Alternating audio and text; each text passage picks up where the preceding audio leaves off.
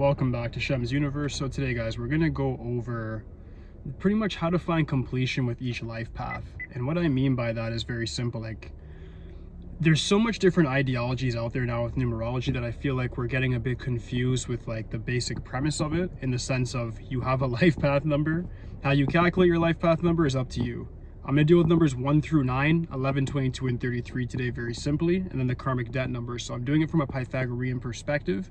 But even if you believe in Chaldean, even if you believe in the Kabbalah numerology, even if you believe in Cairo numerology, this applies to you universally. So everything I say today, it doesn't matter what way you calculate it, whether you calculate your life path through month, day, year, or everything across the board.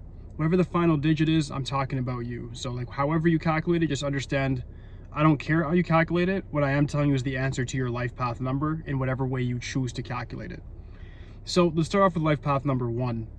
The life path number 1 is very, very basic, meaning you guys with life path 1 are making this more harder than it needs to be. The basic premise behind the life path 1 is that you need to have an understanding of what you want to be number 1 at. I don't care if you're a 28 over 1, or if you're a 19 over 1, or if you're a 37 over 1, 46 over 1, whatever life path, I don't care. You need to figure out what you are going to be number 1 at. You're here to learn about leadership, and you have to learn that leadership means to serve. So the more you can provide value and serve is the bigger positions you'll get put in life, and in turn you'll get compensated a lot. You'll get the notoriety and the reputation, the recognition that you want. All of those things come through serving other people, through giving to receive. Very similar to the 8, which we're going to get to very soon. Next one is life path 2. Life path 2 is all about cooperation, diplomacy, understanding, and not putting yourself second all the time. The 2 already understands empathy to so many levels that they need to understand boundary control. What I don't like about urban numerology is that we're discounting life path 2. Is like if you have a life path 20, we're calling it an 11, which is similar. You definitely have enhanced psychic abilities that are very peculiar that we can barely understand. But are you literally an 11? No, you don't have the 2 1s. Like, let's deal with math, not random other stuff. For life path number 2 people, if you're going to calculate yourself as being a life path number 2, here's my answer to you.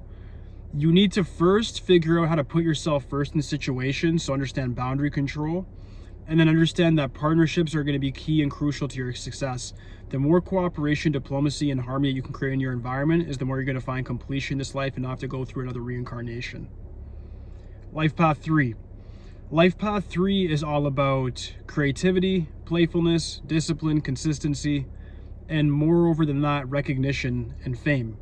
If I haven't said fame already. The number 3, in order to find completion after reincarnate again, you have to find a way to showcase your skill set in a way that's going to benefit the world. And that's going to obviously benefit yourself in the form of compensation, in the form of being able to take care of the people around you, your community, your family, whatever it may be that you care about. But the whole life prerogative that you have as a 3 is to actually just very simply be recognized for a skill set, and then in turn you usually get famous for it. Out of all life path numbers 3 and 5 and 6 get famous the fastest. 11 is there too, but we'll get to that after. Number 4. Life path 4 is all about hard work. It's about wealth for sure. It's about law and order, security, stability. If you're describing yourself as life path 4, I'll go over the 13. I'm describing like life path 4 is in like 31 over 4 or 40 over 4. Obviously, if we're at 22, I'll get to you as well very soon. But for the life path 4s, you have to figure out where you would like to work hard. You guys work hard at things that sometimes aren't even fruitful to you. And you have such a low confidence that, and low self-esteem, that you don't manifest what you're actually predetermined to get. The life path 4s typically could be very successful, or they could just be the people that are like a hamster on a wheel. They're surviving, but they're not doing that great. They're not happy or content with their life. And that's because of lack of confidence and then lack of risk-taking, because you're so obsessed with security. You're here to learn that the only security that you're going to find is within yourself, so you need to take the appropriate risk to get what you want from life. I'll repeat that. You're here to find out that the only security in this life you're going to find is within yourself. Once you understand that, the rest becomes very, very clear. Life path 5. Life path 5 is about freedom, traveling, sex, all that fun stuff. Life path 5 is about learning through the 5 senses how to control yourself. The 5 senses are actually more enhanced with Life Path 5s. Usually that's why their looks are better. With people with birth number 5, it's more so for that. But Life Path 5 people definitely are very good looking people. They're people that definitely get ahead in life if they have the right networking skills. But you're here to teach other people how to be fearless, for one, meaning how to like take more risks. But moreover than that, you're here to learn how to control yourself. It's something that's it's never talked about. I never see this talked about online at all with Life Path 5. You're here to figure out how to have self-control. Life is going to be very smooth for you, almost somewhat easy to a certain extent. I'd argue and say you have one of the easiest life paths because you're compatible with everything and everyone. So you don't even have bad years, don't have bad days. So as a Life Path 5 person, what you need to be figuring out is, how do I actually control my vices? How do I control my lusts? How do I control the things that I like? How do I control these things? How do I actually have more control in my life and control my time and my very being of existence? The more you can get closer to having complete self-control is the more you'll get closer to going to the 9th dimension, which is heaven, and not having to reincarnate anymore. That's the whole point of numerology. Life Path 6. Life Path 6 is all about family, harmony, creativity, and healing. 6 is about learning how to create a family even if you're not born into the proper one. Meaning if you're a 6 and you're like, I'm not really happy with life, my family and me, we don't talk, we don't do that. The people around me I'm estranged to, we don't really talk either. I'm not that social, I'm the odd one out, I'm the black sheep, I'm whatever. That's okay. 6s are very overly empathetic to the point where usually people take advantage of them for their resources or their emotions or general energy. They just know they can just leech off that. I warn all my 6s about it. And you guys also in turn, because of that extra sense of empathy, are very similar to the number 2 and then lack a sense of like esteem or confidence that actually debilitates you and sabotages you in the short and long term. What you need to do is figure out boundaries, just like with the Life Path 2, but you also have to figure out who your true family is. The sooner you can figure out who here is your true family, even if it's just yourself for now, is the better off you're going to be. But you're here to create harmony within your environment, like the Life Path 2. They're more so to do it with like a one person. You're supposed to do it with a group of people. You're supposed to create harmony and heal other people through the career that you do, a hobby that you do, or just something that you're just willfully just doing out of like a charitable donation of some sort. But you're here to give back in some sort of way and to heal other people through what you do on the daily basis. So usually Life Path 6 people are supposed to be like very good doctors, therapists, chiropractors, personal trainers, musicians as well, writers. All those things fall under it because that helps people. Even things like real estate is for the family. It helps people and it heals people. It gives them somewhere to stay and it makes them more, it gives a better reality to people. That's what the 6 is all about. It's about creating harmony, but by making things better for other people. But you first have to learn to make things better for yourself. That's the whole mistake you guys typically make. Next one's Life Path 7. 7's all about seclusion, isolation, spirituality, psychic, and just being very intuitive. 7 is here to learn about the belief system of religion and ideology. You're here to figure out the very meaning of existence. You're not going to figure that out chasing money. You're not going to figure that out chasing sex. You're not going to figure that out chasing a lot of things. You have to figure it out by actually going after the right things in life, meaning like a deeper understanding of the abstract. But you don't also want to get lost in it.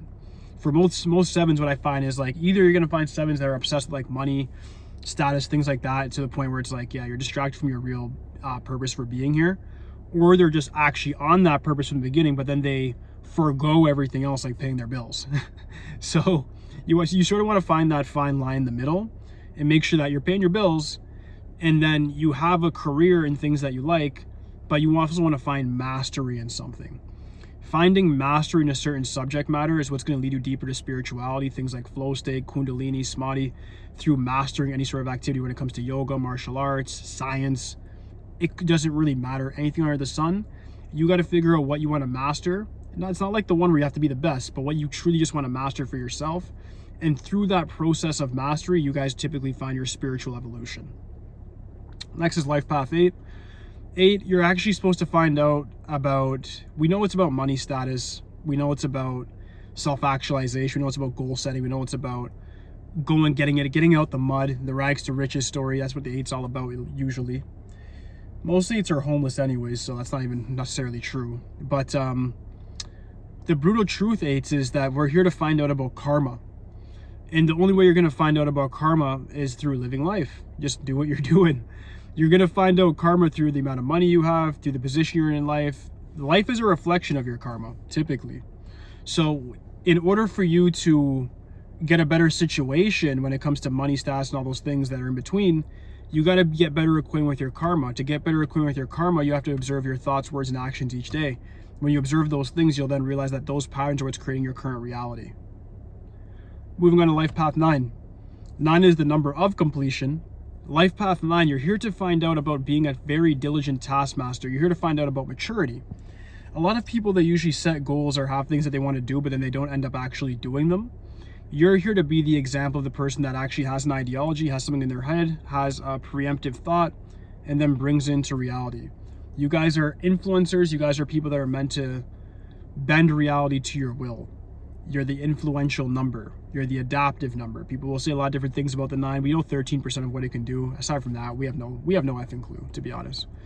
But with the 9, the life lesson is really just to find completion within getting things done.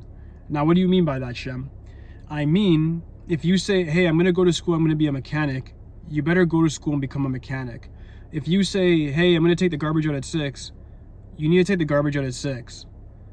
This is what I mean, is like, you guys have to follow through with everything. The more you guys as Life Path 9s focus on following through with everything you say, you're going to find that life gets a lot easier for you. I'm giving you guys a very basic video right now so that I bridge off into more advanced topics for the rest of this year. So this is my last basic video.